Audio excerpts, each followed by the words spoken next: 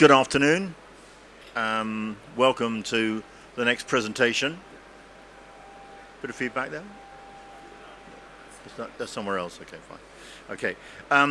I'd like to take the next half hour or so to talk to you about my thoughts on the digital signage market and what I see as some of the significant developments that are happening today.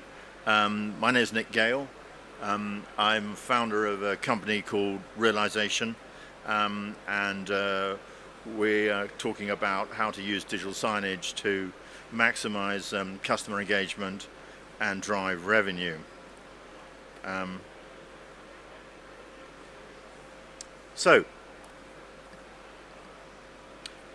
Realisation is a specialist digital signage agency I set up over 10 years ago in London. We work on projects mainly in the UK, but also in Europe, US, Hong Kong, Dubai. My other role is head of new media at Popeye UK and Ireland. I'll talk about Popeye in a minute, but firstly, just to give you some idea of what we do, here are some of the clients that we work with, illustrating the range of retail sectors that are using digital signage. Some names will be familiar. Thompson, largest travel agent and part of TUI. Sorry, I'm just being asked to join a hotspot here, which I don't want to do.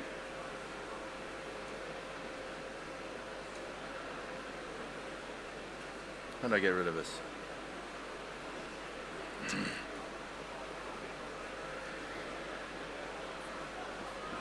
It's okay. Got it now, thanks. Nationwide's a bank, a building society and a bank. 3 is the fighting brand, the fourth largest mobile phone network, and retail fashion chains like Jack Wills. And Exact Change is a foreign exchange business based in Spain. Currys and PC World are technology and electrical retailers. All of these clients have got different requirements and at a different stage of their digital signage journey. Some of them, like 3 Mobile, have been the leading edge of digital signage for 10 years. Others are just starting out and just starting their journey to try and find out how digital signage can positively impact on their business. I said I'd talk about Popeye. I don't know if you've ever heard of Popeye. It stands for Point of Purchase Advertising International. It's an international organization, represents the point of sale industry.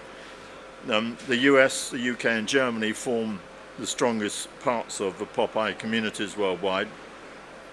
And naturally, Popeye has incorporated digital as the sector has grown. Popeye undertakes research projects, arranges forums, education and training, conferences and annual awards events. Retailers frequently consult with Popeye when they have technical, legal or training requirements on all aspects of point of sale. And Popeye also provides information on vendors and service providers who can help develop point of sale activity. There's lots of very clever technology emerging, and Daniel was talking about it a minute ago, but there's still, I believe, a strong role for basic digital signage configurations. We all know the evidence is there that moving images are better at engaging people, and against a background of an estimated 5,000 marketing messages a day that are being directed at customers, it's increasingly important to compete successfully for people's attention. Walk down any high street and you'll see posters being used featuring this month's promotions and product offerings. This is gradually being updated by using digital signage. Retailers want the added benefits that digital signage brings, the enhanced customer engagement, dynamic content management and control, and the evidence is now available of the increased impact DS has over static print.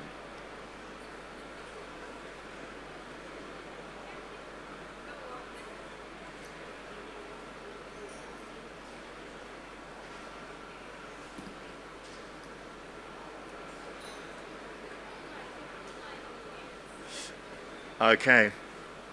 Thanks for the applause.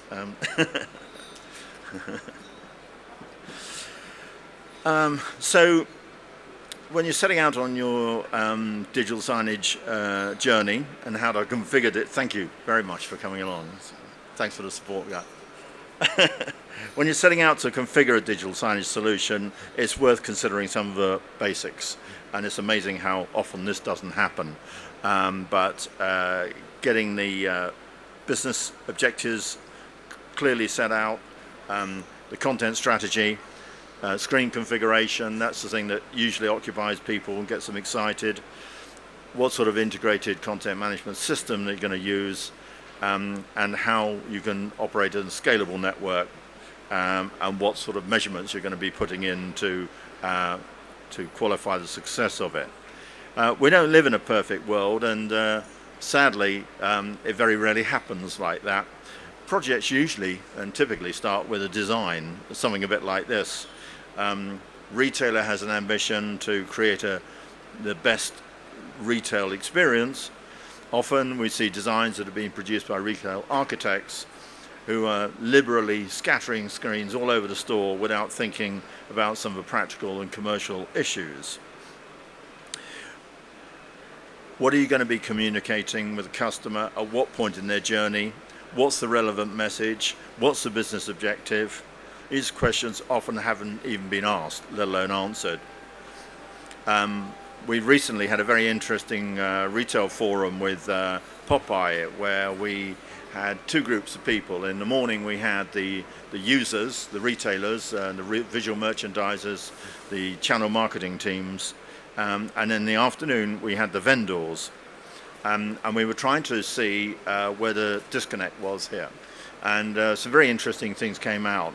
And some of the challenges that retailers typically have, particularly at an operational level. And I felt particularly sorry for some of the people who are being asked by their boss to go out and create some wow, make us look good.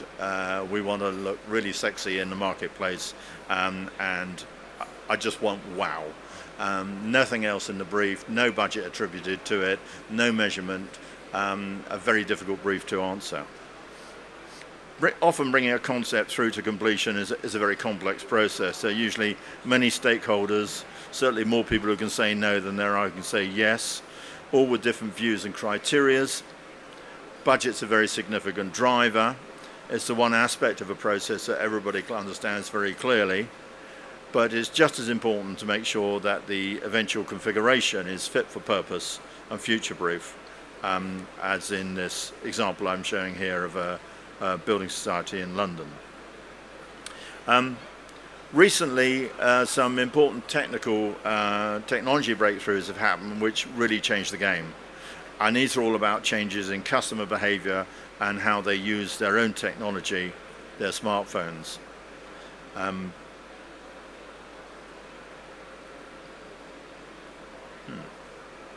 Next slide, yeah. Penetration of smartphones has increased hugely. And what's also changed is what customers are doing with them. The introduction of bespoke app for retailers, Bluetooth low energy devices like iBeacon, the growth of social media and electronic payment systems. All of these things are coming to bear and integrating with digital signage now. And this has happened very quickly. Here's a couple of photos. I stole these from a presentation somebody from Tesco made the other day in London, showing photos from Vatican Square in 2005 when Pope Benedict was announced, and 2013 when Pope Francis was announced. Just look at the picture at the bottom there and look at the fact that everybody in that picture is actually recording it on a mobile device. In 2005, I think there's one person down the bottom right who got a mobile phone up, probably taking a photograph. Smartphone ownership in the US has now grown to over 68%, and worldwide there are 1.7 billion devices that have been sold. What's also changed is the level of use within or near the retail space. The smartphone is for the always connected generation and an integral part of their shopping experience. Witness one of the UK's largest department stores which experienced 76% of their online traffic came from mobile devices within their own store in the lead up to Christmas. First major game changer that I see coming along is Bluetooth low energy technology. Small beacons powered by Bluetooth 4, which require very little energy. That little blue thing there has got a battery in it that lasts for 3 years. You just pop it on the wall somewhere in your store. Can be used to transmit small amounts of data to beacon-enabled smartphones, both iOS and Android, within a certain radius of up to 50 meters. Now, if we assume that the customers actually got the retail app on, then it means that they don't have to have their Bluetooth open in order to be able to communicate with them and identify them and actually pick up their browsing history as well, if they've been doing it through the retailer's app. The number and variety of uses that this technology is where it gets very exciting. Greatest advance of the technology is the ability to offer personalized communication to customers based on their exact location as well as their browsing and purchasing history. Indoor mapping is another potential usage, and this is of particular interest in airports, shopping centers, museums, and galleries sector. It's a very new technology, and many retailers are engaging with this. There are very, very few examples of it out in the market at the moment. Here's another example, which I find quite fascinating, and this is how to integrate social media into your digital signage. This is C&A, a big clothing retailer in Brazil, and the hangers there have got little screens with little built-in counters in there showing how many likes they get on Facebook. It automatically updates when anybody picks it up and tweets about it. And this generated quite a viral campaign and a lot of interest in the products and created a lot of extra sales for them.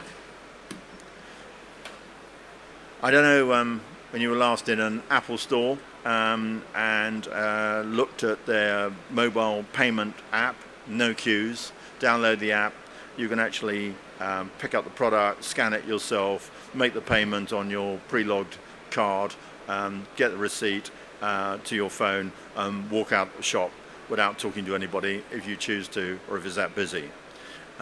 Expectations have changed now with consumers. NFC and contactless payment is another feature.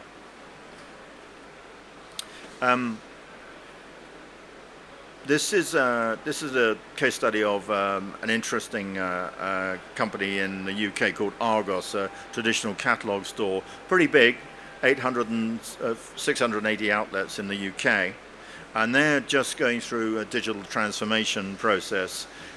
Is necessary for them to survive and compete with online.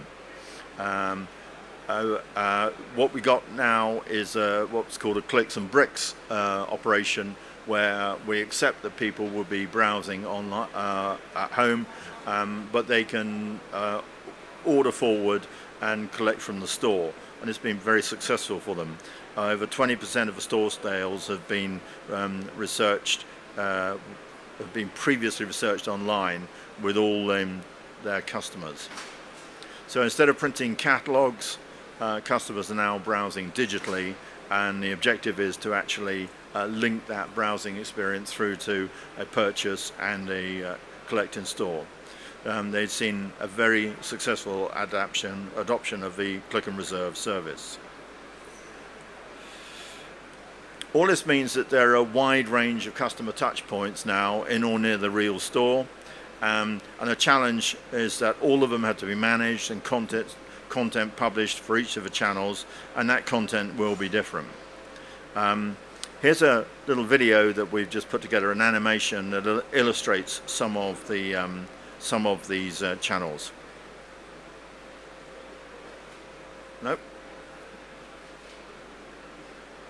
Back.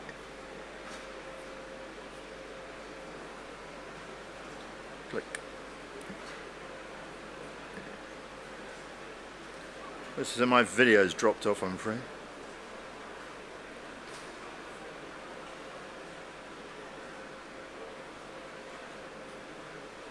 Oh, here we go. So I think this one starts with at home, browsing online, doing some discovery, finding out about your products. And then you leave home, you come out, you're going to be in some street and probably see some digital out-of-home advertising somewhere in the mall or on the bus signs before you get to the stores.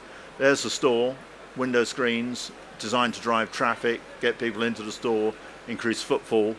And then you come into the store, and this is where you engage with the iBeacon. That'll pick you up and identify you as an individual and your shopping and browsing history with them. Some big display screens in store, usually vendor funded, with lots of sales messages, new product promotional messages. This is much more the discovery, interactive, customer finding out, down to the integrated digital ticketing system, which replaces printed tickets, and then finally over to another touch point, which is the impact measurement using Quividi, which previously discussed that.